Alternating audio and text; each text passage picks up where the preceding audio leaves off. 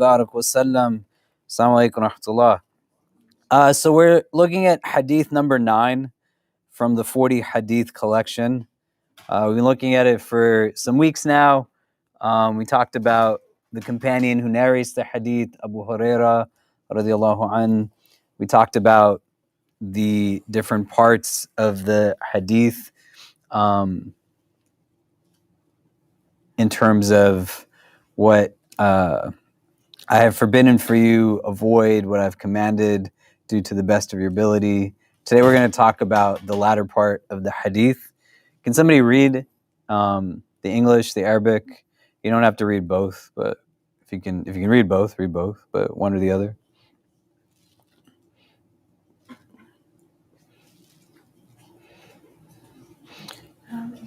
Yeah, go for it. What I have forbidden for you, avoid. What I have ordered you to do as much of it as you can. For verily it was only their excessive questioning and disagreeing that their prophets had destroyed the nations who were before you. Great. Can someone read the Arabic?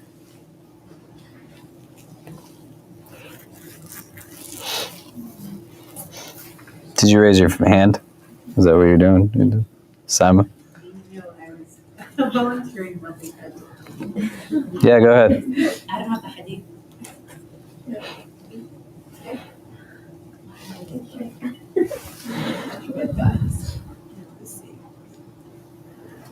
عن أبي هريرة عبد الرحمن بن صخر رضي الله عنه قال سمعت رسول الله صلى الله عليه وسلم يقول ما نهيتني عنه ما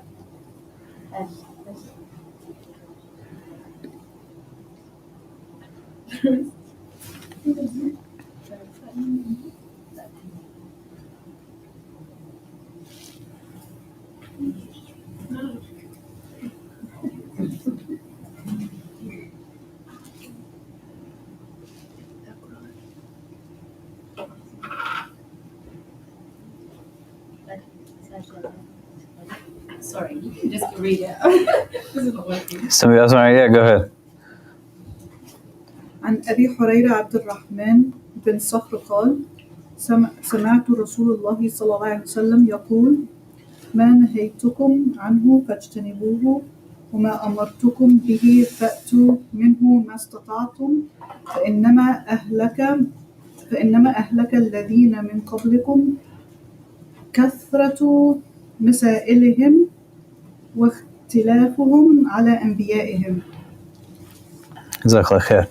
So, one of the things that I asked people to do 2 weeks ago, and only one person did it, and I said last week, let's try to do for this week, was read this article by Sheikh Abdul Hakim Murad. It's called The Sunnah as Primordiality. Did anybody read it? You read it? You read it? Did you read it? Again, you read it? You had read it the first time, right? No, but I went down the rabbit hole of Imam Hakim Murad, and now there's a lot of content. Oh, yeah. It's good stuff, right? It's really good. Yeah, he's so great. MashaAllah. Who else read it? You guys read it? Great. So let's try to get everyone to read it. What was some of the crux of what Sheikh Abdul Hakim Murad is talking about in this article for those who read it? And how it relates to this hadith where we're talking about the Prophet alayhi salam, some of the things we were discussing before about essentially how this hadith is also telling its listener to kind of follow the teachings of the Prophet, right? So why was that article relevant to this discussion? Yeah.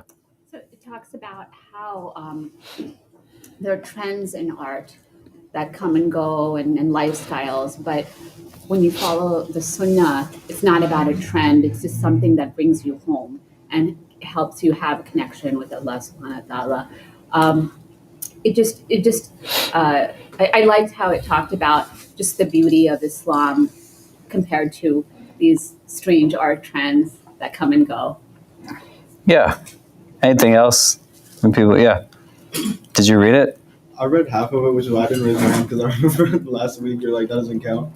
But from the beginning half and what I got relating back to the stuff we talked about before, is talking about how our environment is kind of changing and kind of attaching religion and our Islam to our environment isn't the strongest Islam because the environment is changing.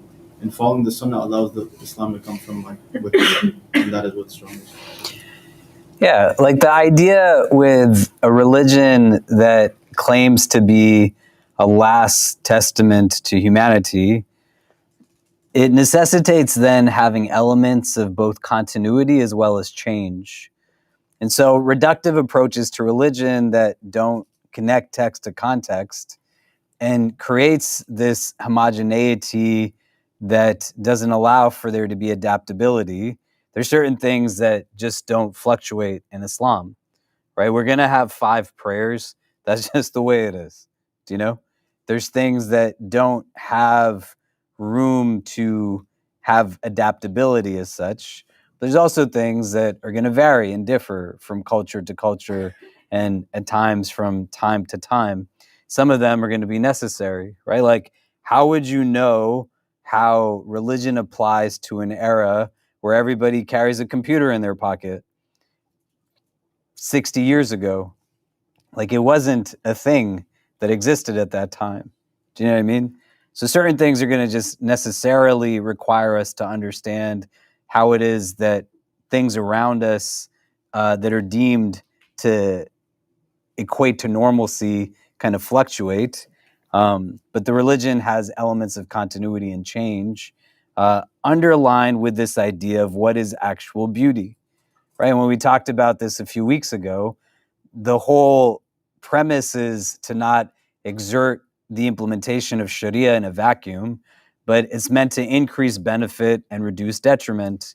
And what the Sunnah calls you towards is this sense of beauty inwardly and outwardly, and not this superficial sense of beauty, right? That in the world we live in today, it's going to be rooted in supremacy, whiteness, anti-blackness.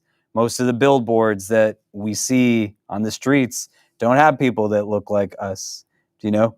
And a lot of what it is that is catered to creates now very particularly and purposefully psychological impacts that have us build up a sense of self-loathing or a sense of internalized racisms. The Sunnah doesn't call you to that, right? It calls you to be able to recognize what is inherently beautiful in others, as well as recognize what's inherently beautiful within yourself, and to feel empowered through that, that you can in fact have a relationship with God, that you're not meant to pursue perfection because that's a futile pursuit.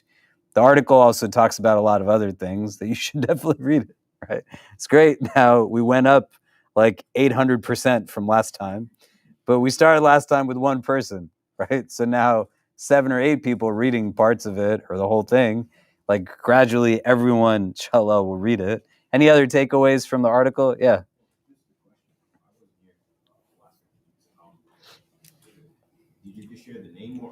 The article is called "The Sunnah as Primordiality."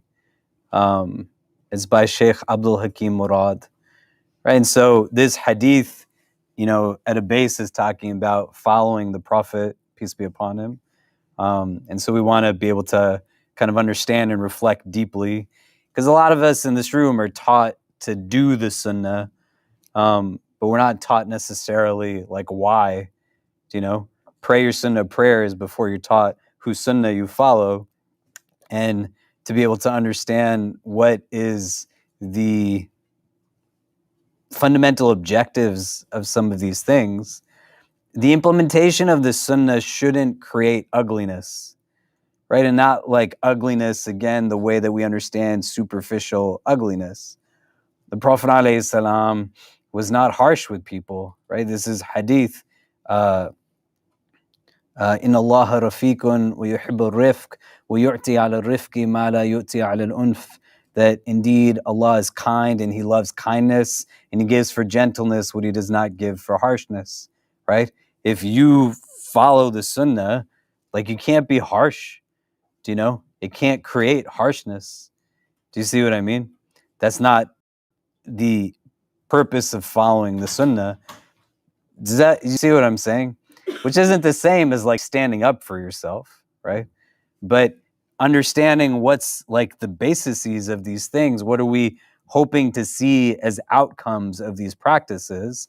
And then the outward and the inward implementation of these teachings are meant to have transformative effect that then render through the practitioner not just the exertion of beauty, but so that you can see things that are actually beautiful as things that are beautiful. You're not drawn towards things that are ugly. Do you know? You're not in pursuit of things that are just temporary or rendering complacency, but you are able to see things from a deeper perspective and not just in terms of instantaneous gratifications. Do you see what I mean? Right? And that's what the Prophet ﷺ was able to do. So people that no one thought had anything good within them, he saw what was inherently good within them. You know, people that nobody thought had any purpose or benefit to society, the Prophet was able to see them differently. Do you see what I'm saying? Right? That's the whole idea. Like, why when I look at you, do I see you in the ways that I do? Why when I look at myself, like, do I see myself in the ways that I see myself? You know, and a consequence of following the sunnah is that it can yield, when done properly, the capacity to actually see like beauty as real beauty, and to not see what is the facade of beauty as actual beauty, but to see that it's ugly. Do you know? And this is like du'as we make to see truth as truth and falsehood as falsehood, right? But thinking about that in the ways of like, what does this, and this is what this article talks about pretty much, right? Is that fair as an assessment? Yeah. Anything else that stuck out for the people who read the article? Yeah. I'm halfway there, but one thing really, no, but it's still, it's very interesting for me when I'm reading it, because I did study the Renaissance art and from Baroque to 1800 and all that, and that's how the article started. And then when I gradually seen the contrast of how Islamic art and architecture influenced the Western culture, and I came to stuck in one quote when Imam Khalid says, blissful sensation of being drawn into a desert where nothing is real but feeling, and feeling became the substance of my life. I'm still trying to get the depth of that sensation that he felt when he was painting the black, simple black, uh, similar to Kaaba. Later, I guess more explanation to it, but I haven't gone through it. But that's definitely resonates some how simplicity can be so beautiful. Yeah, simplicity is beautiful. Do you know? I mean, how many of you feel peace in this room when you come in? And what is there? It's a green carpet. There's nothing on the walls, right? I don't even know what color these walls are, right? There's not a lot going on in the room. You don't sometimes need that. People like being in this building because there's a lot of natural light that comes into it. A lot of people like sitting in this room because there's an unobstructed view of the park, you know, and you're feeling the benefits of just like the greenery, the flowers when they're in bloom, seeing also people, right? And people watching, not like in a creepy way, but in a place where you're able to ascertain meaning through some of these things. But sometimes it doesn't have to be like very loud and ornate. It's just very simple. And in the most simplest of things, there's the most depth of beauty. Do you know? I was in Denver last night and this morning, and if you've ever been to Denver before, just looking at the Rockies, the mountain range, you could see, like, even from a distance, that the tops were covered with snow, and it's just a very different landscape. Do you know? But this is what, you know, it's not simple in that sense, but it doesn't have the complexity sometimes that we seek out to kind of ascertain meaning from certain things. Sometimes, like, the pursuit of beauty is just a very easy process. Like, everyone has beauty to them. And when you can buy into that and the potential for people to have change and adaptability, the world just feels a lot different. Do you know? And then the exercises become that much more important. So why, like, is the Prophet saying this? It's not for his ego, but for our benefit. So what I have forbidden for you, like, avoid it. And what I've commanded you to do to the best of your ability. What's the gain?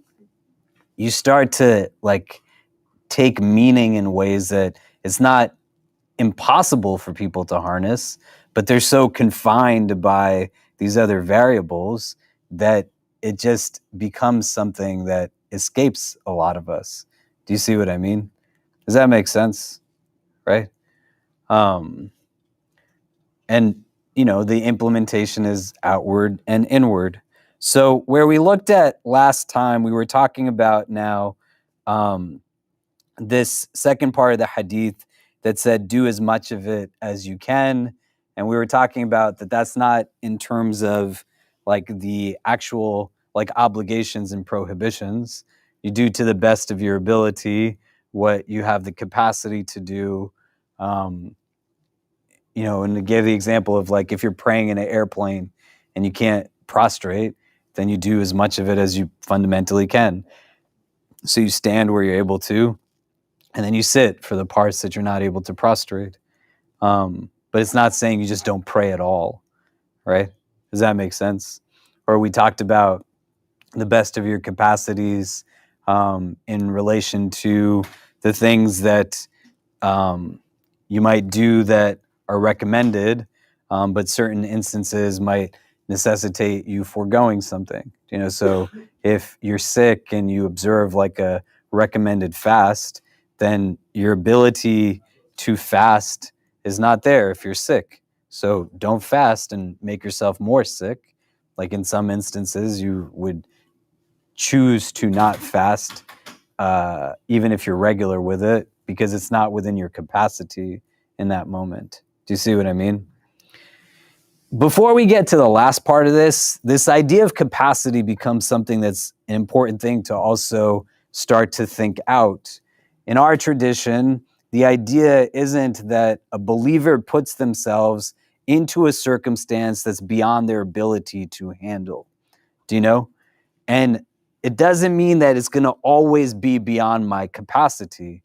But in the moment, if I know that something is not within my grasp to do, where is there dignity and honor in still pushing forth in something that doesn't make sense for me where I'm at right now? Capacity in our tradition, right? Like here, the word that's being used is a derivative of like ability. Istita'a, am I able to do this? Do you know? Do I have the fundamental capability of doing something, right? I don't have the ability to build this computer. I don't know how to do that. That's the kind of thing that we're talking about when we say istita'at, that I have capacity. Do you see what I mean? So recognizing in this that capacity in and of itself also has elements of change to it. And where I'm at now becomes important for me to understand in relation to objectives that I want to be able to harness down the line. And for a lot of us, it's not that we don't identify goals for ourselves. Do you know? I want to read more Quran. I want to do more charity work. I want to volunteer more. I want to start my own nonprofit or a startup business. Like it could be in any arena, whether it's worldly or otherworldly, whether it has to do with spirituality, faith, religion, family, relationships, friendships, whatever it is. But the notion is to be able to understand capacity with an air of vulnerability. A lot of us don't get to where we want to go, not because we don't define and identify an objective well, but it's hard for us to get to a place that we want to be at because we're not necessarily open to where we're at as a starting point. And if I'm in a place where I don't have that sense of self that says, this is where I'm at in this moment, it doesn't mean this is where I have to be forever, But if I don't have a recognition of where I fully am at right now, I'm not going to be able to get to places that I want to be because my ending is defined, but my beginning isn't really as accurate as it could be. Does that make sense? Like if I want to get from here to where this camera is right in front of me, it's a very easy trajectory to go from here to there. Do you know what I mean? If any one of you wanted to get there, you wouldn't walk in any of the same exact steps as anybody else. There might be some overlap, but all of you are in different beginning places. If you tried to get there through my steps, none of you would get to where you would go because the steps are not indicative of where you're starting from. Does that make sense? If I wanted to get from here to the other wall, I know where I want to be. But if in my head I am not necessarily where I'm at, but I think I'm over there, I'm not going to be able to get from here to there because the steps that I would take are different. It's going to move me over in that direction, not because I don't know where I want to end, but I don't know where I'm actually beginning. Do you see what I mean? Does that make sense? And this question of capacity is important to understand. What is my capacity to hold emotions right now? What is my capacity to be in control of myself? What's my capacity when I'm around certain people, but not around other people? What's my capacity when I'm around those other people and not some people? How I know a little bit about my ability becomes now a mechanism for me to actually be able to say, am I doing it to the fullest extent of the capacity that I've been endowed with? How would you know what your ability actually is to be or do in certain circumstances or situations, other than if you were in those situations to begin with? Do you get what I mean? And then thereafter, how do I reach a concluding point on knowing what I can take from the experience fully that helps to identify where it is that I'd like to be? Say you came back from Umrah, from Hajj, Ramadan is done, and you've had these like deep spiritual experiences.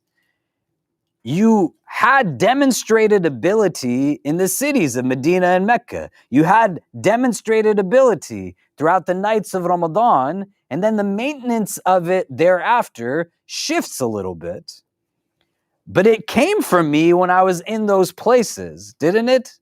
Like I was the one that was praying in the late hours of the night in the Prophet's masjid. May Allah accept. I was the one that was seeking out Laylatul Qadr in the last 10 nights of Ramadan, right? I know that I did that. I listened to the Quran every single night in Ramadan. I read it every day. I was giving in charity. I was volunteering. I was talking to different people when we were sitting in the masjids in Medina and in front of the Kaaba in Mecca. I was willing to like share things with people. So what shifts then? Do you see? Or on the other end of it, like I decide tomorrow, cold turkey, I'm going to try to wake up for tahajjud.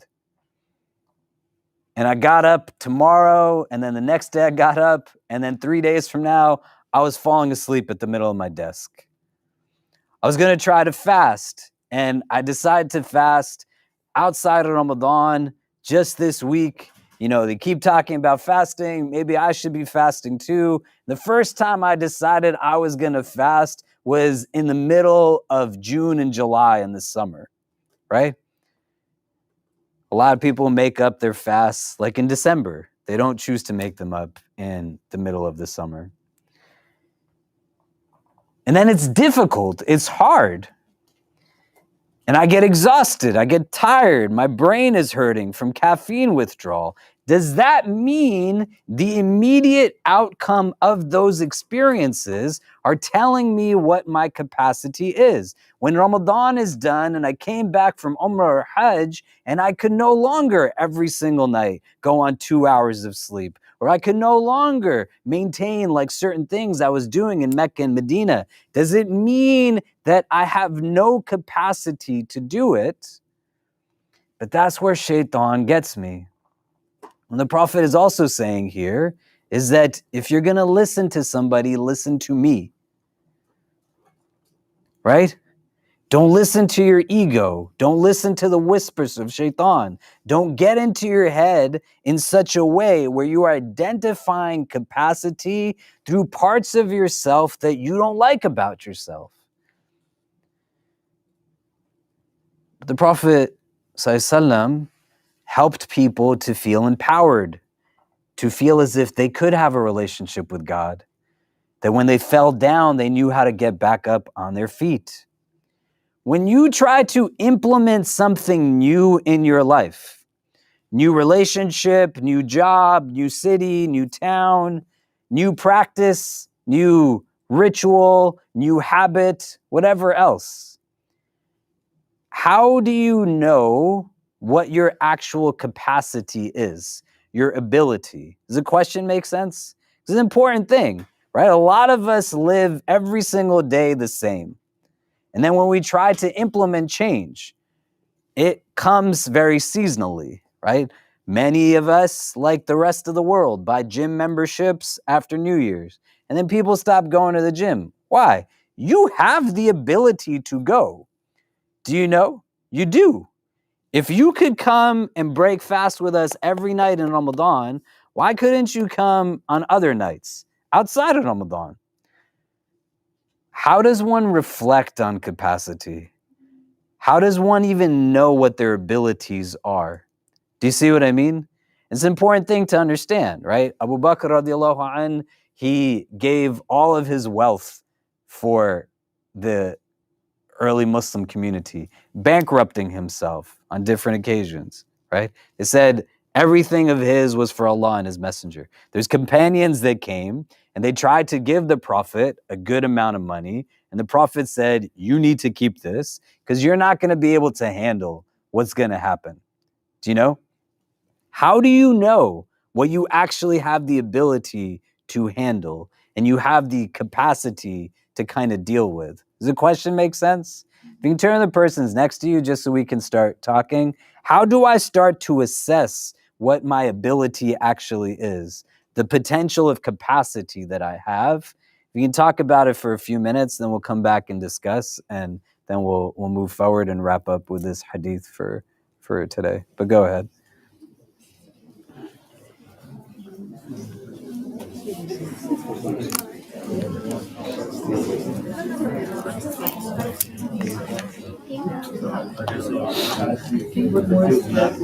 How do we test it?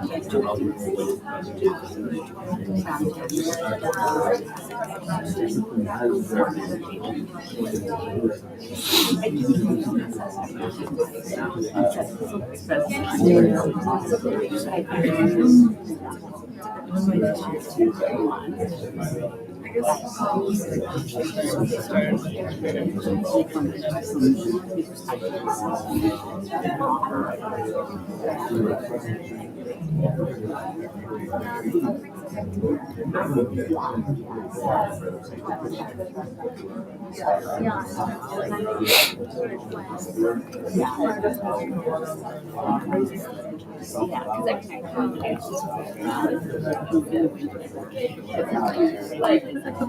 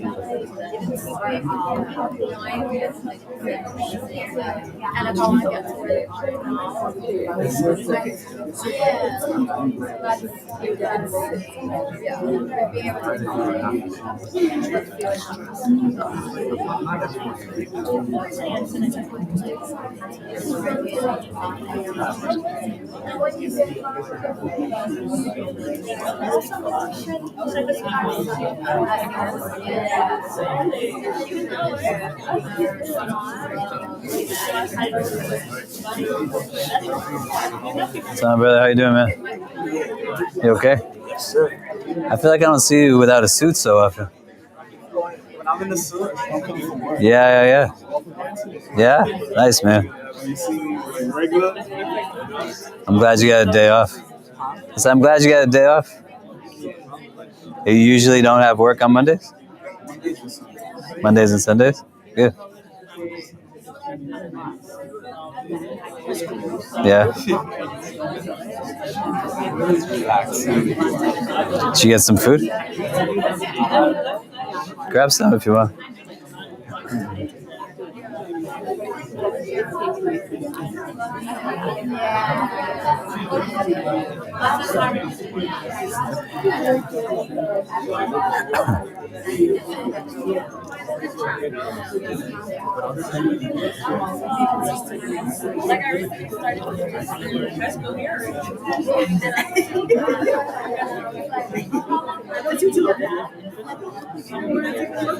Okay, so how would one begin to determine this?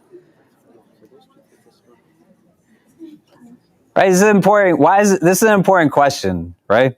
Because especially in religious kind of understandings, the only time we talk about capacity is when life is like super tough, and then people throw out verses at us like "La yukallifullahu nafsan illa wus'aha," that Allah does not burden a soul beyond its ability to endure, right? But it's not in like a helpful, empowering way. It's like I'm miserable and I'm broken. And on top of that, it's like, well, God's not testing you beyond your ability. And while you're drowning, you're trying to figure out what the world means. Do you know? So we want to not wait till we're pushed down to then think of capacity. We want to be able to be honest about capacity. How do I know like what my ability is, capacity is? What did you discuss? Yeah. One way to try and answer that question might be to think to yourself, like, if I were someone else, if this was a friend of mine and they had these situational factors and these resources available to them and this level of support around them, would they be able to get through this? And so like trying to remove yourself from yourself or to see yourself from an outside perspective can help you be kinder to yourself and more realistic about what's achievable. Great. What else? Yeah. So we discussed capacity as less of an ability to do and more of like a prioritization. So like, for example, during Ramadan, or if you're in a place like Mecca or Medina, you understand that you're almost getting like a great deal in terms of like the spiritual benefits. So you might put aside some of the, some of the things that you do on a regular basis because you realize that you're in a special place or in a special time. So all of a sudden you prioritize something, and then you might find yourself, whether it's coming from a place of discipline, like Brother Dawood you shared, or a place of emotion, you find yourself putting it above most of everything else. So just to answer the question, I feel like capacity is more of a thing like what allows you to do something and maintain a certain balance, whether it be consistency, you know what I mean? Because I feel like if you try to do something and it throws you in a rut, and it's going to put you in a bad mental place, then maybe that's not within your capacity. Maybe if you don't have the ability to prioritize that and maintain, consistent, or, yeah. Well, if any other thoughts, what else do we discuss? Yeah. Something that we talked about was like, our thing that my thing was that if you keep practicing and checking in with yourself and reflecting every single day or every moment on like how this is impacting you, did you challenge yourself enough, but still giving yourself grace but not making excuses either. If you get into that practice of just constantly reflecting, then hopefully that'll help you keep adjusting for yourself because it's very, very personal. Yeah, right. There's a thread here of reflection. Do you know? Whether you have like people that you can turn to and talk to, your own individual reflection, contemplation, but understanding the ability to do to the best of your ability means that it's not what sometimes we are limited in perceiving. It's what is actual and we don't always acknowledge fully. Do you know? Like all of us have the ability to put the chairs back at the end of the day. Do you know what I mean? Some of us won't. Why? Do you know? You have the ability to do certain things. Like why at any juncture in your life did you stay up till late hours of the night, like studying for what? Why did you pursue and make dua in conjunction with what? Why were you willing to like make promises to Allah in exchange for what? Right? What did you work like 12, 14 hours a day for? I'm not saying any of those things are wrong, but it shows you capacity. Do you know? If you could stay up till 2 o'clock in the morning studying something, then you could stay up till 2 o'clock in the morning, right? Doesn't it show you that? You have that as an ability. So why is that not used towards other things? Do you see what I mean? If I have the capacity that's demonstrated to me and I can reflect on it in terms of its utility, do you know? So I have the ability to actually do certain things. What's getting in the way for me doing that? Like I can actually get up to pray Fajr because I got up when I had no energy to take a test or take an exam. I got up and moved in all kinds of directions in pursuit of X, Y, or Z. What is it that's limiting me from using that capacity in these things? I have the capacity to be patient when the person who's talking to me inanely is somebody that I work for or somebody who holds authority over me. But when somebody that's talking to me comes from a lesser power dynamic, I don't exert any patience for them. Why? What happened to the capacity? Where did it go? Do you see? And the ability to understand it becomes important because it's not going to simply be enough to say, I just couldn't do it. It was too hard. The self-talk can create a prism that is not necessarily rooted in what is actual and real. And then the things that are really hard to struggle with, they don't necessarily get addressed. And growth, forget about becoming stagnant. We just stay stuck all the time. It's in the same place. There's no movement whatsoever because I'm not actually willing to recognize who it is that I am as a whole. The feeling doesn't identify it. You should be sad if somebody passes away. You should be sad if your pet is gone, someone stole something from you. Do you know what I mean? Those are normal feelings. That's not about capacity. The capacity to be able to learn how you endure in a state of loss can only come when you've actually lost something. And then thereafter you reflect and say, hey, I got through it. Like I'm still existing in this mode. Do you see? And so when the Prophet's saying you do it to the best of your ability, it's not what you believe, right? Like somebody can read the article and somebody can read half of the article, but you all have the ability to fully read the article. Do you know? Right? What am I telling myself gets in the way? And is it actually rooted in my capacity? Do you see what I'm saying? Does that make sense? Sometimes you're not able to taste the sweetness of something because the obstacles that are in the way are not outward, but they're inward. And the difficulty of something is not the metric of your ability to still deal with it or to take it on. And all the other stuff that's going to pull us back, you want to be able to connect to those elements that are going to be uplifting, that are going to encourage you to want to get to your potential best and to understand potential goodness, not in pursuit of what is just limited to worldly acquisitions of things, but through the prism of what stations and maqams exist with Allah and what He has defined to be as places of virtue and goodness. Do you know?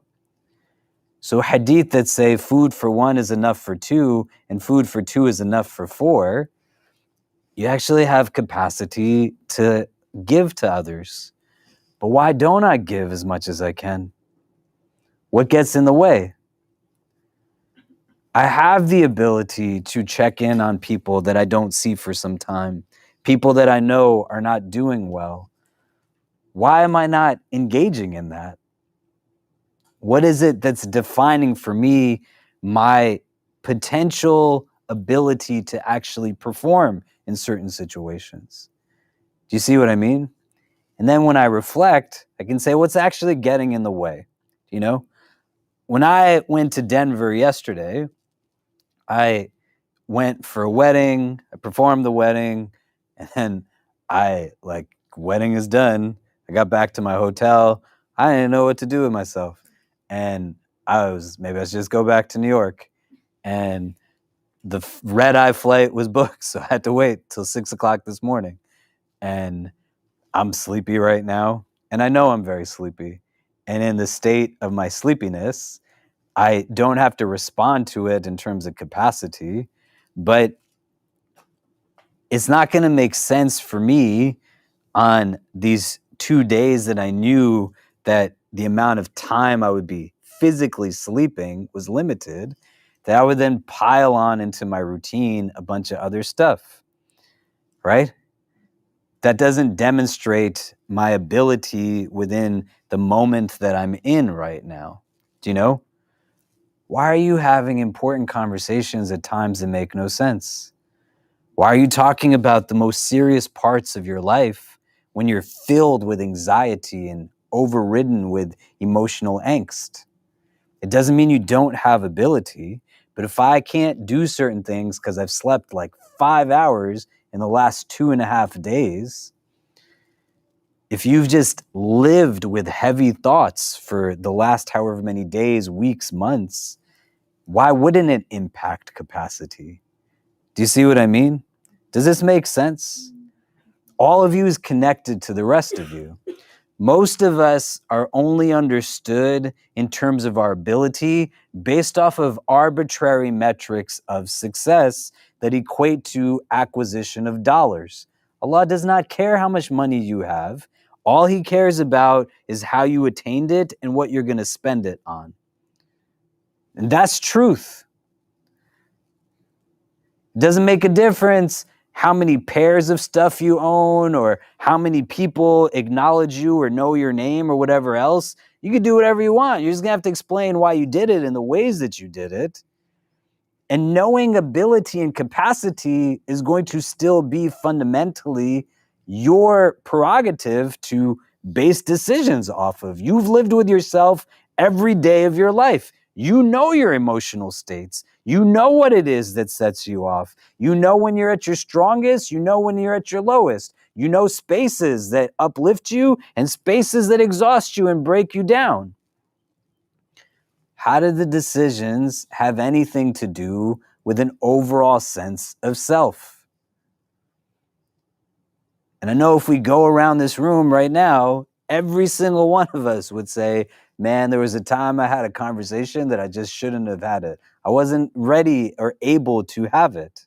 I was running on empty. I was exhausted, burnt out. It's not befitting for the believer to put themselves in a situation that's beyond their ability to handle. That doesn't mean that it's always, but then you get to the place where you can take it on. But when Strength is exerted only in the acquisition of what is materialistic. When we have hadith that tell us we're going to be asked about things like our youth and how we spent it, right? We use a lot of like prime years of our existence in pursuit of things that are just temporary. It's not why Allah gave us like strength and energy for alone. But you pile in all of your ability in order to get that house, get that spouse, have those kids, get that job, get those degrees. But capacity and exertion of an increase or even a recognition of ability beyond what it is that's the approval of others or worldly gain, it just becomes non-existent. Why do you not have the ability to make dua at the end of your prayer? Why? What else is pulling you other than something that's distracting of the dunya? Why don't you have the ability to say hi to the person who's picking you up in the Uber or the driver of the bus or the person who's serving you food and exerting kindness to them? You do have it. Just because everybody else doesn't do it doesn't give you a reason as to why you're not doing what you have the ability to do. Do you get what I mean? Does that make sense? Why is this an important thing for us to understand? Like the entirety of this conversation around capacity and ability. Is it important? Why? Why is it important? Yeah. I think we lack of compassion. That could be a barrier to not to see that ability to do so. Like, as I'm listening to this speech, I'm thinking about it. What holding me back not to take action into those things that I know I can do it. I feel like whether we lack of compassion, not to be able to wake up 5 in the morning and do morning prayer, or we are compassionate and we wake up before the alarm goes off and then do our prayer, or the other good deeds that we can do every day throughout the day or night, in every moment that you have mentioned. I think compassion and followed by reflection kind of intertwine each other into this ability matter. Yeah. The reasons as to why we might not exert our full abilities are going to be different from one another.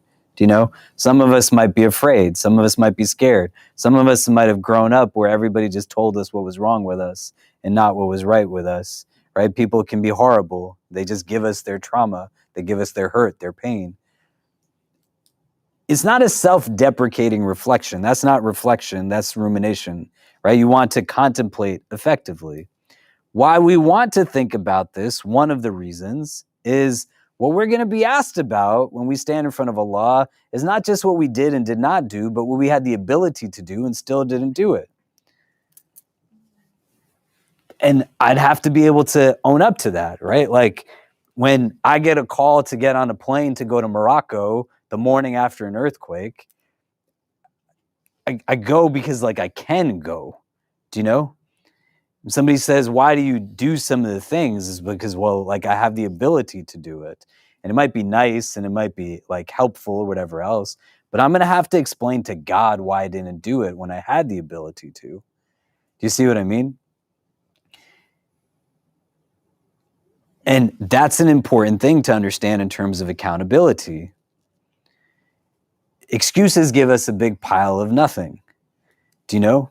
And this hadith is giving us not just an insight on like, don't do what the Prophet said not to do and do what he said to do to the best of your capacity, but it's also teaching us like we have to be attuned to what we have capacity of being able to do.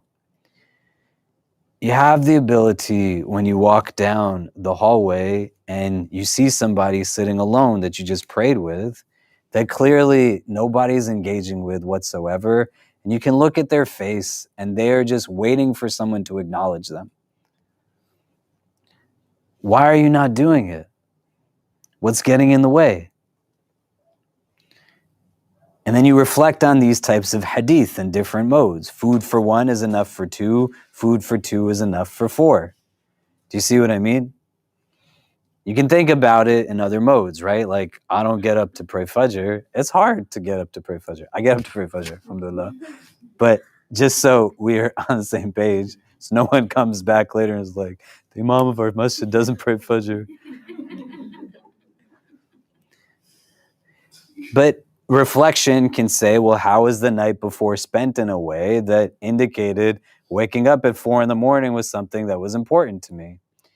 But then asking, like, well, why is it not important in relation to some of these things? Like, I can stay up till 2 a.m.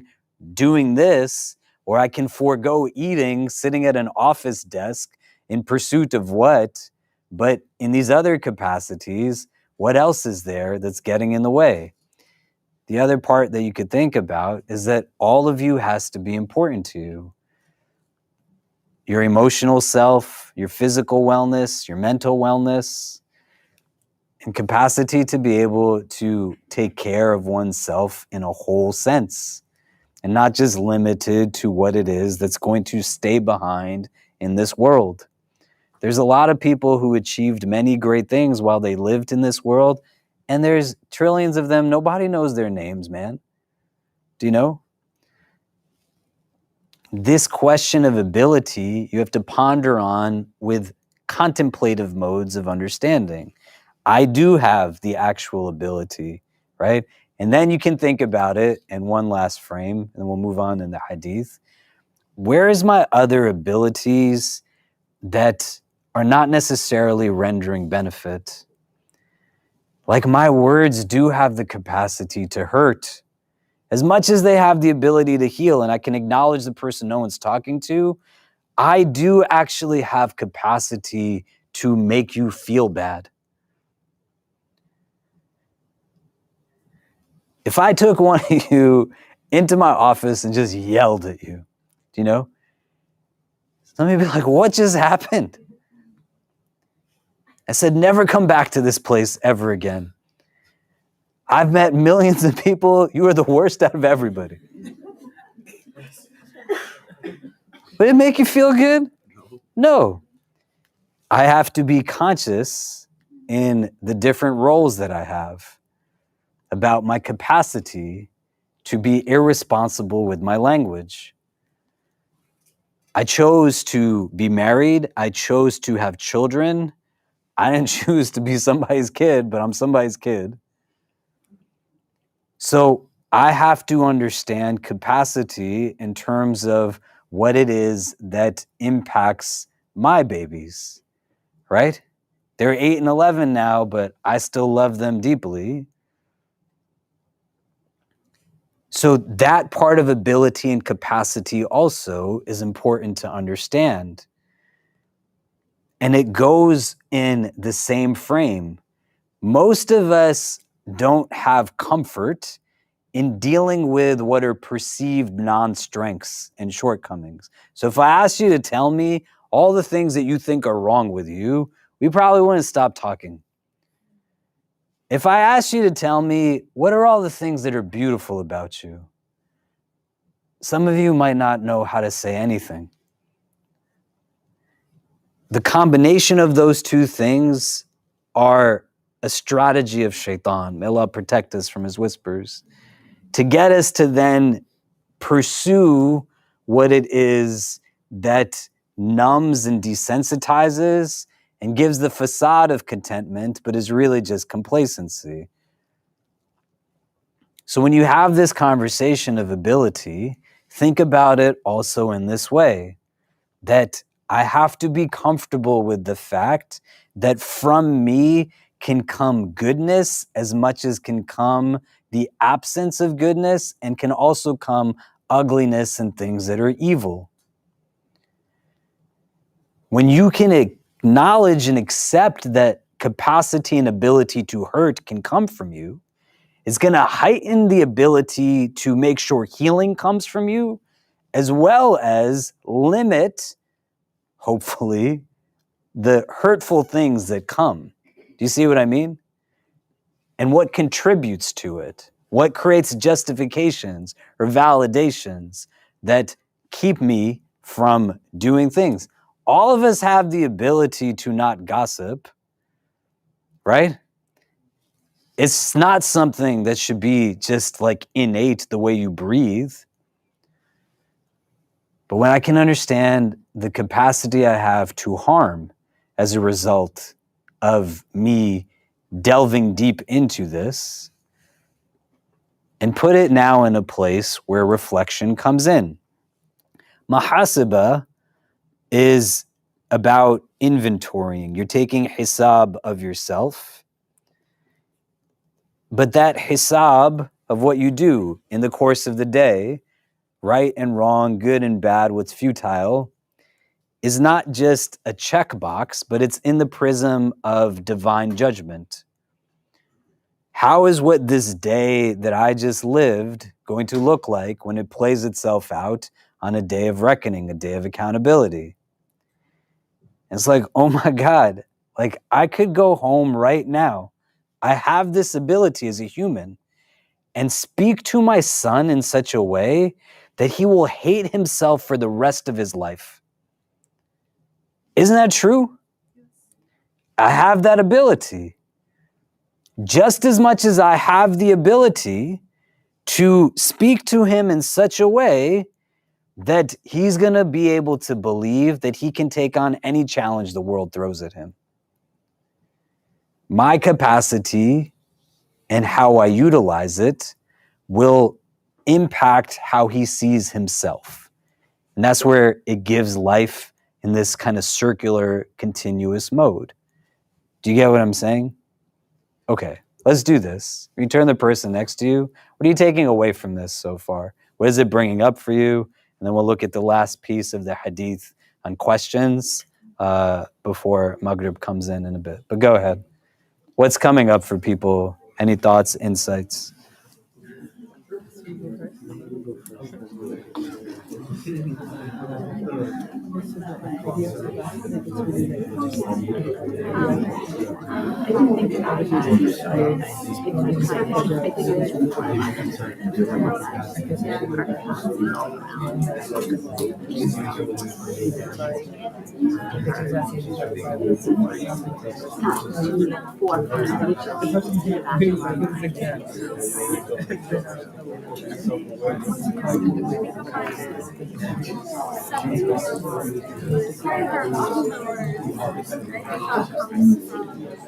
Not yet having realized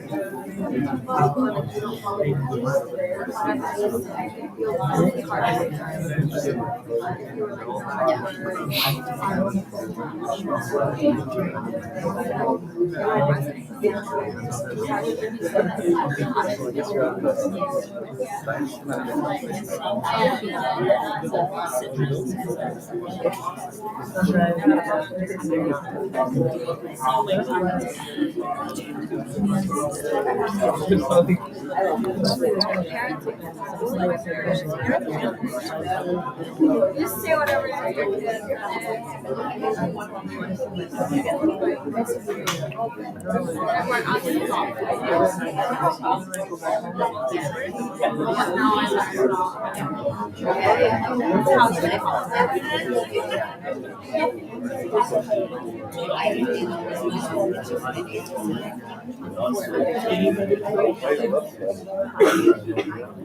No, you can.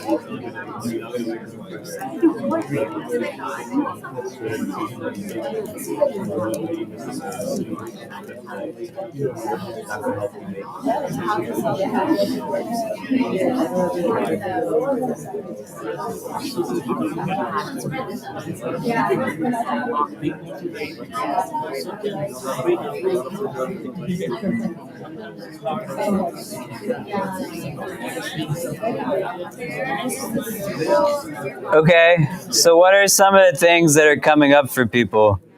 What are you taking away so far? What are we discussing?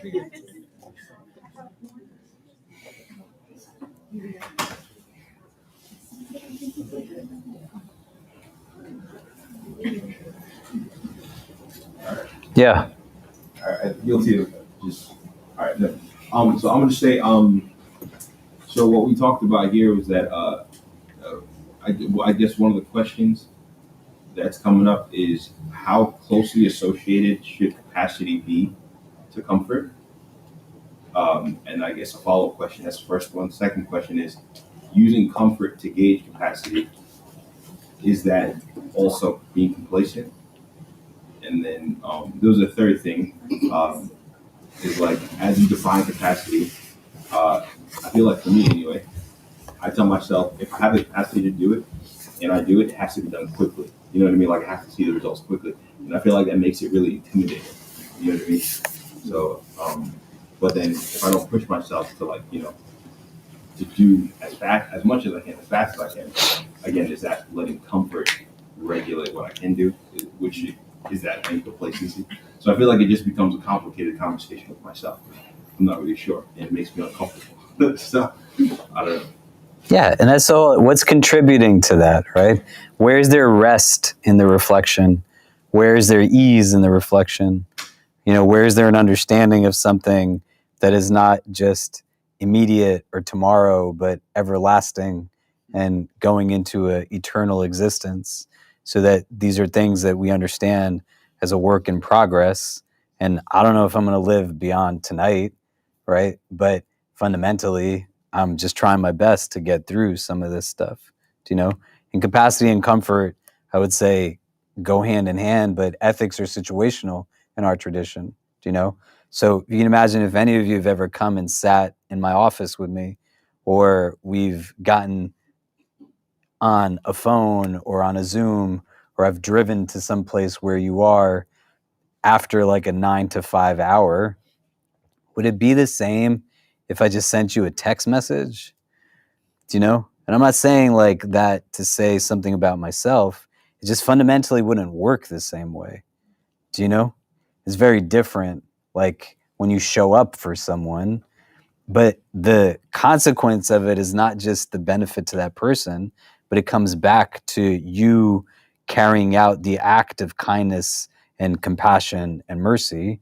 You benefit more from interjecting beauty into the world than the person who receives the beauty. And there's certain things that are just categorically always going to be good to do. And wrestling with capacity and some of that becomes important, because saying yes to something means you're going to say no to something else. So everybody else might be doing something on a Thursday or Friday night, but you went to go visit the person that you know is like all by themselves and not doing so well. Do you know what I mean? And the egos that we have, right? Like there's a lot of people who are adult, like physically adults, right? But they have children like as spirits and souls. You've never weaned off of certain things. And there's just this idea of like, well, I want it, I must have it. And this antithetical to what the Sunnah calls to and what Islam calls to, which is why you should go read the article, The Sunnah's Primordiality. And I'll tell you a little bit about what this is all about and some of the other stuff. Like read the Quran, actually read it and see what it says about some of these things like hastiness and immediate gratification and whatever else. Do you know? It's not going to be convenient. When there's love, you do it even when it's not convenient. You do it when it's inconvenient. Do you know what I mean? Does that make sense? Like, I'm sleepy. Do you know? If any one of you asked me to stay with you here to the middle of the night, I still would, because I love you. And I'm not going to hold it over your head. And I'm comfortable in saying that because I know that it's true. And when I get home, if my kid is up and he's not doing well, I'm not going to be like, man, what is, I'm sleepy. He's my son. It's my daughter. I love them. My wife needs something, right? It can give you a sense that the focal point is not on what is this that it's costing me, but in the midst of it, right? If none of those things happen, I'm going to go home and go to sleep because I know I'm running on empty right now. Doesn't mean I can't still perform, but I tap into another source of energy if it comes up right now when my physical strength is running on empty. Does you get what I'm saying? Does that make sense? What else did we talk about?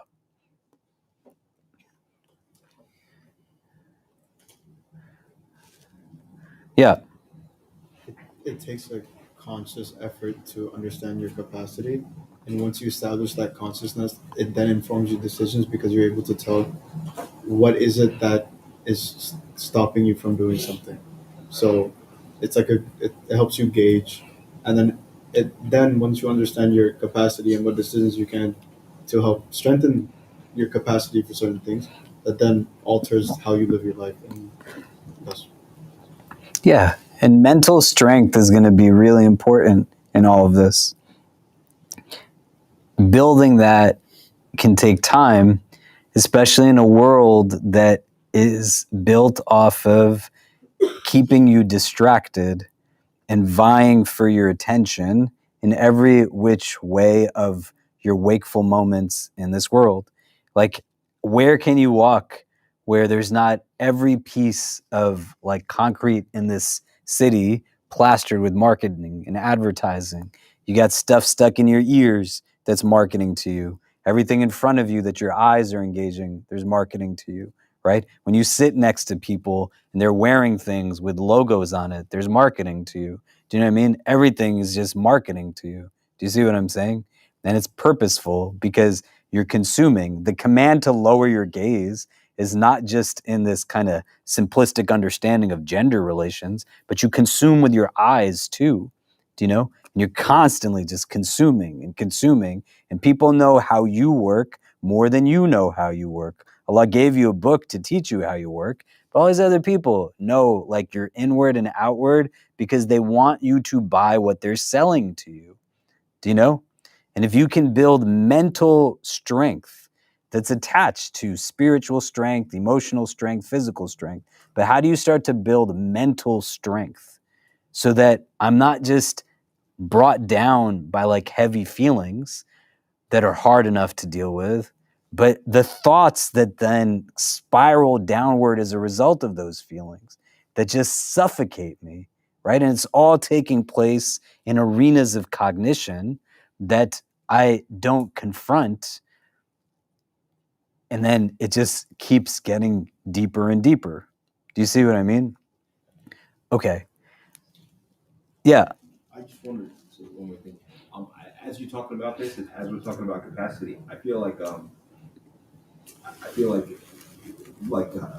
hindsight is 20/20. So like, and capacity may not always be well defined. So you may think you're only able to do something, and then later on you might miss a huge opportunity, and then realize you were able to do a lot more. But being able to forgive yourself, like, oh, for quote unquote not living up to what you could have did, I feel like that's really important too, because as so many opportunities pass, I feel like the guilt, right, like Brother Ali was talking about, could grow, and then maybe even become like something that drags you, as opposed to like, helping you to look forward. Yeah. And that's where like hadith that say like love for your brother what you love for yourself means that it's okay to love things for yourself, right? Love yourself. That's embedded in the hadith.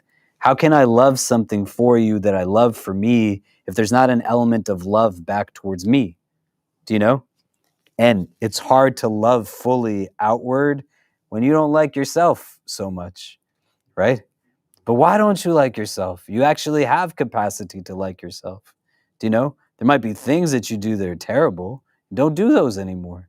But you recognize your ability to actually hurt. You don't make justifications. Yes, I did that becomes important so that I own up that I won't do it anymore.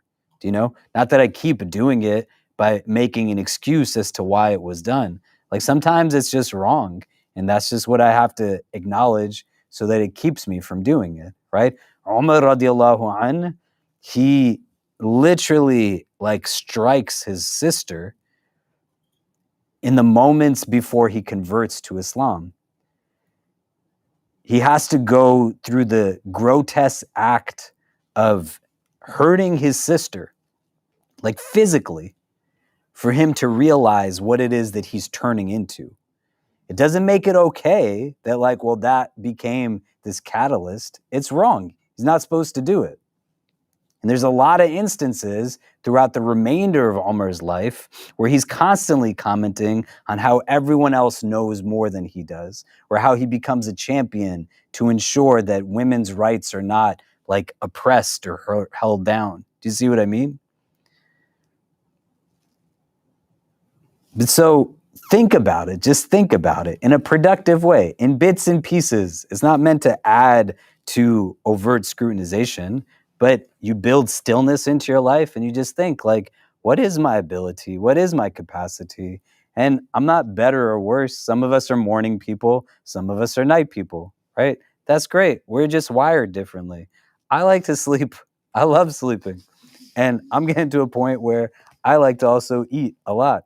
You know, I walked in the office today and there was a salad on Amira's desk and she had left. And I was worried because it's a tuna salad that's going to sit there. It's going to stink up the office. So I was like, hey, there's a salad on Amira's desk. And Farhat, who just started working for us, she was like, you want a salad? And I was like, are you saying I'm fat, Farhat, that I don't eat salad? What are you talking about?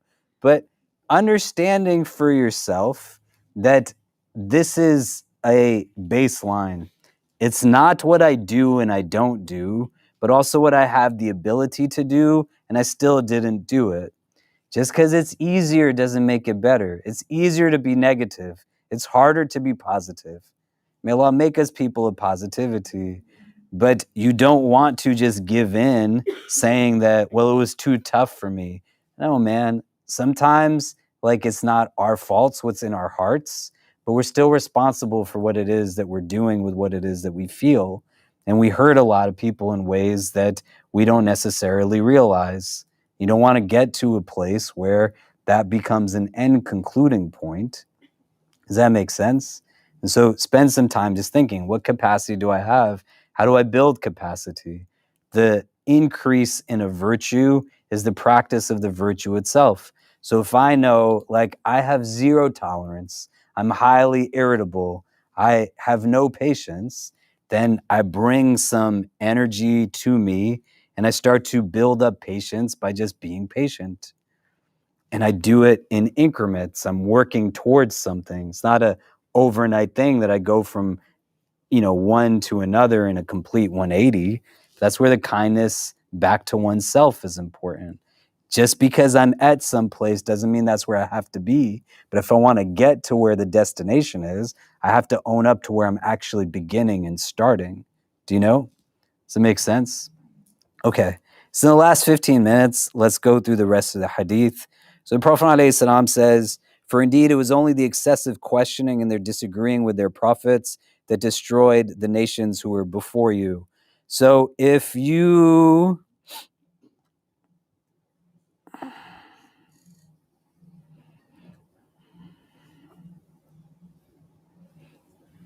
If you go to Surah Ma'idah, which is the 5th chapter of the Quran, to its 101st verse. So people want to pull that up really quick.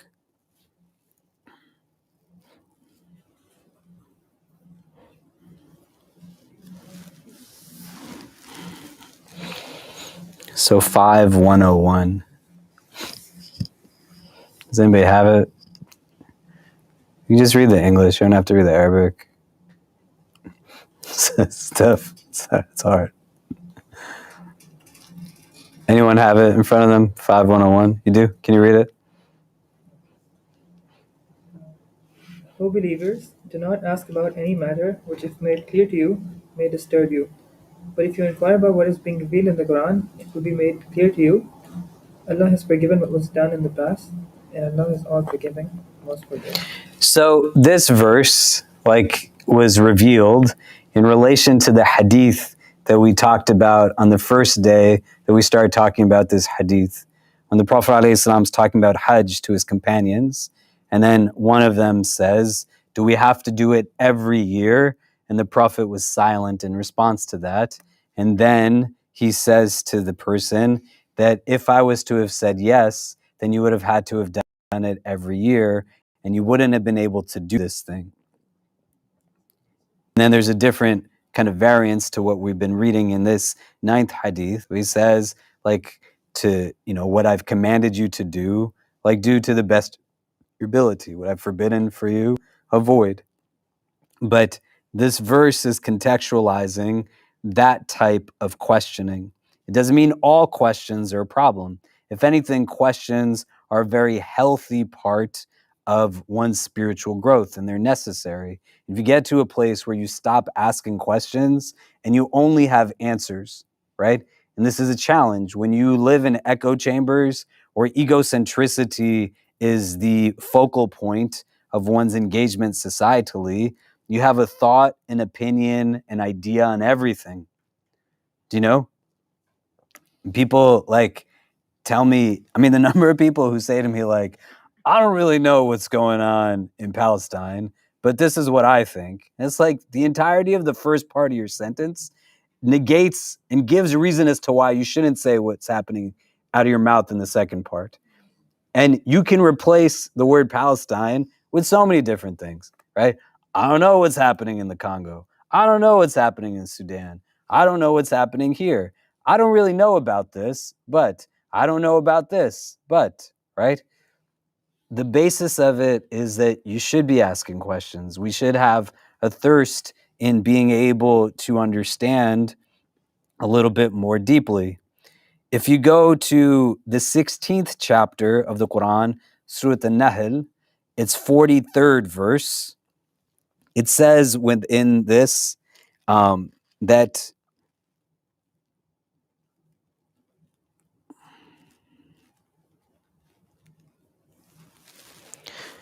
a verse that's quite often quoted, that you want to ask the people of knowledge if you don't know. You want to get acquainted with these verses, at least know where they are in the Quran, try to learn them and reflect upon them.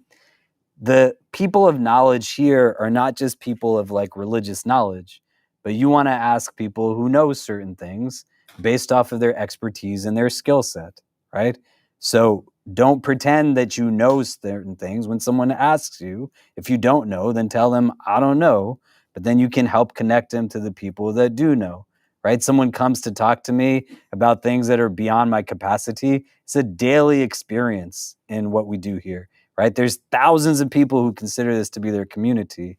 And because many Muslims only understand inroads to their personal development through religious leadership, I get all kinds of questions that I have no qualifications of being able to answer, but referral systems are in place. So somebody says, hey, like, how do I do this or that? I don't know how to do a lot of stuff, man. I don't know how to do most things. And that's okay. I can be comfortable with that.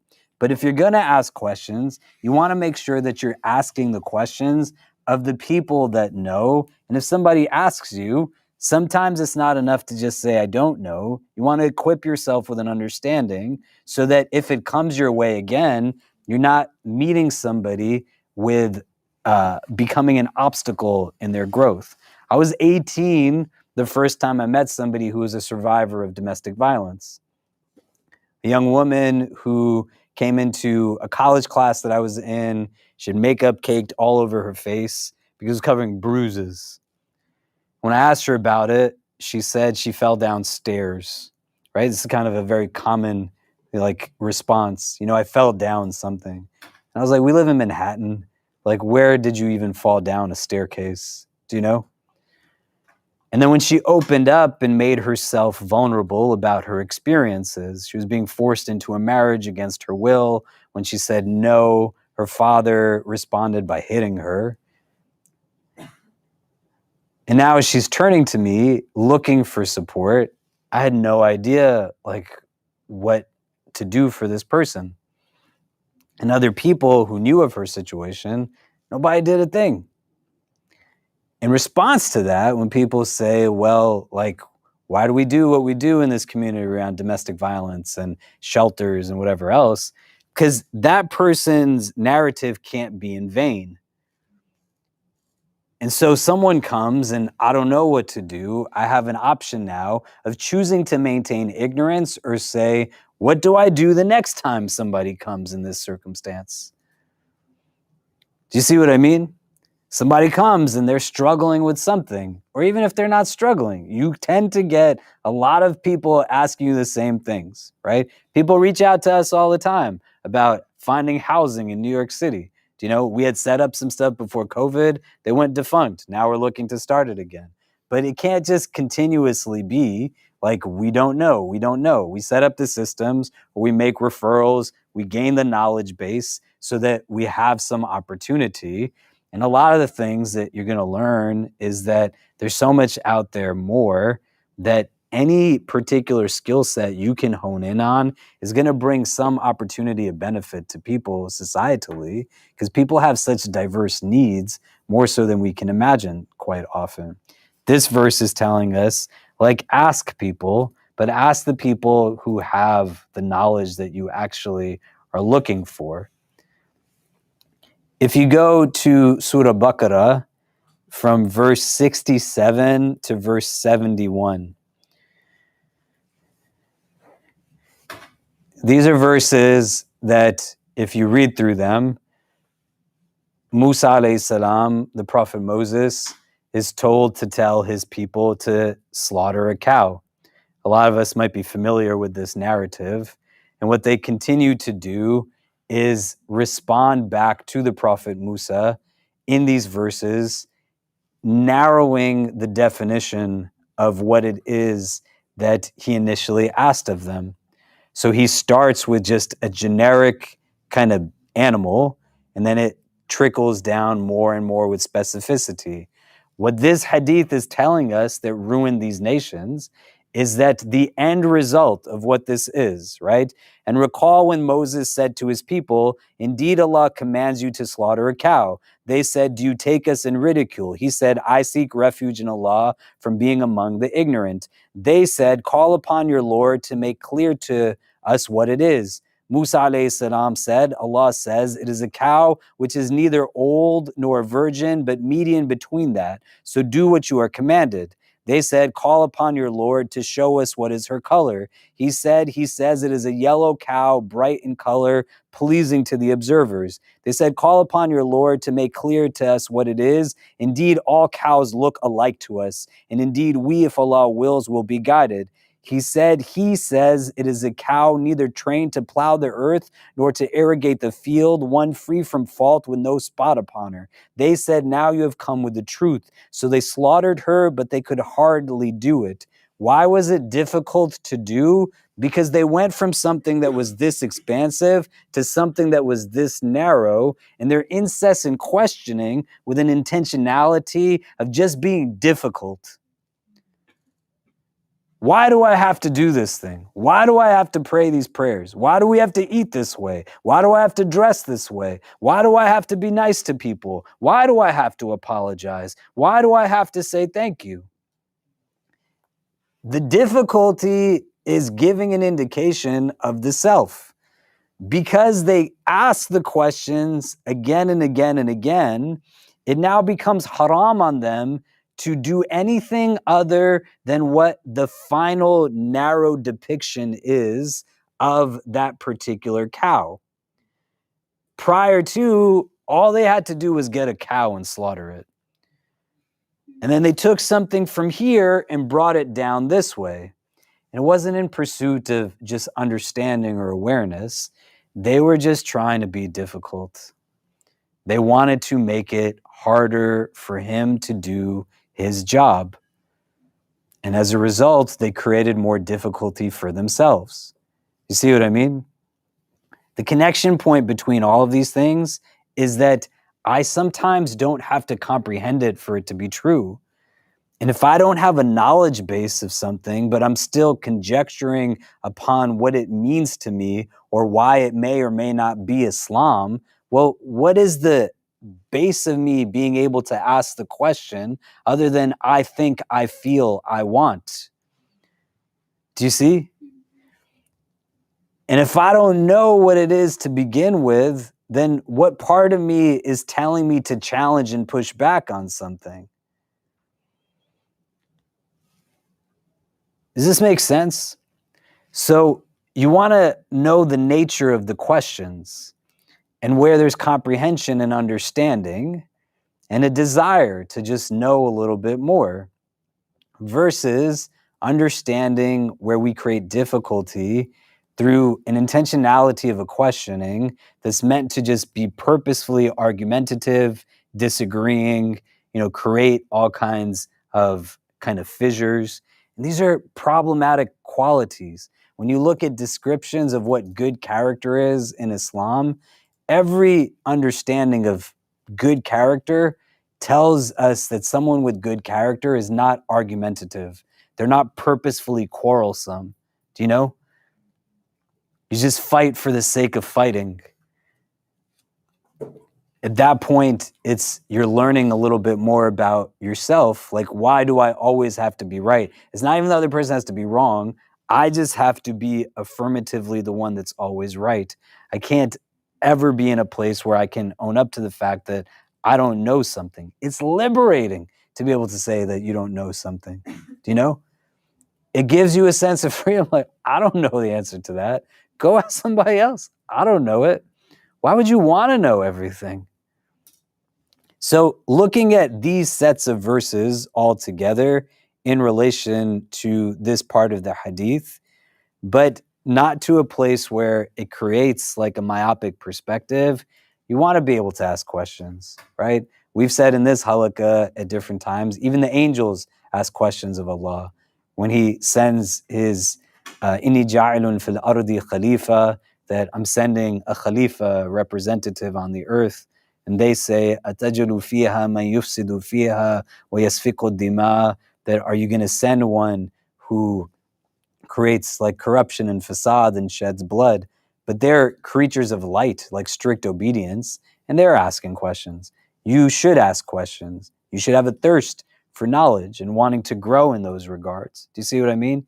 And it goes back to the question of capacity. When you drain your energy and capacity in pursuit of just what is dunyawi, it's not going to then leave room to pursue things that are going to bring contentment and balance to the heart from the questions that the heart wants to have answered.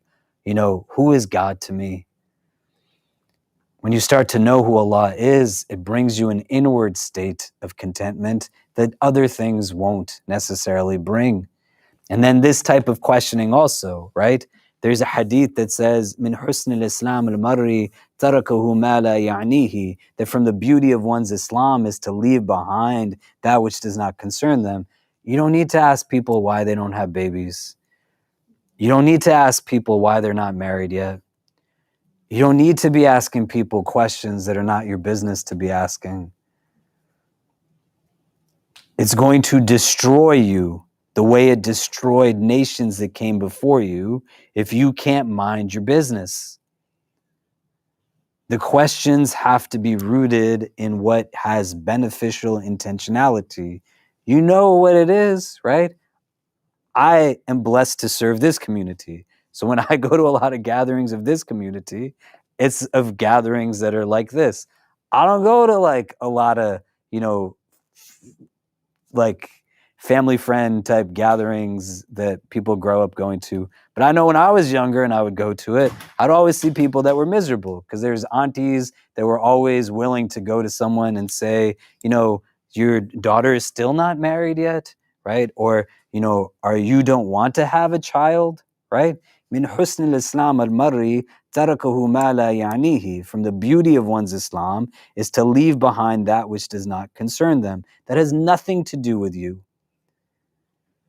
You don't ask questions that are not your business to ask. Do you see what I'm saying? And it's not going to be helpful to your heart other than to inculcate like bad intentions, look down at people about things that aren't even things that they should be looked down upon. Imam Nawawi, whose 40 Hadith collection we're reading right now, he wasn't married. Every Muslim throughout the Muslim world knows Imam Nawawi's name.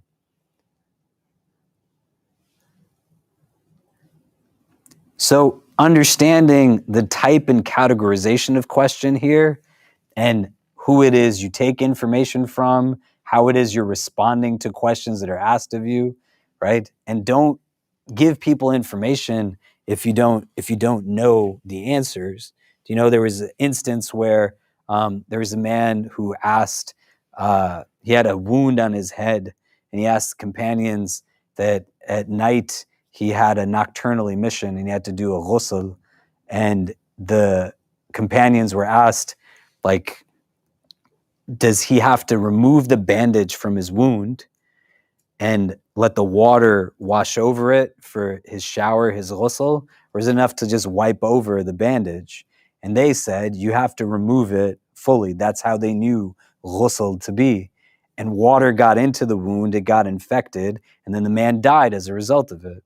They go back to the Prophet, and the Prophet says, why did you tell him to do this? It would have been sufficient for him to just wipe over the bandage. But they're answering questions that they're not qualified to answer.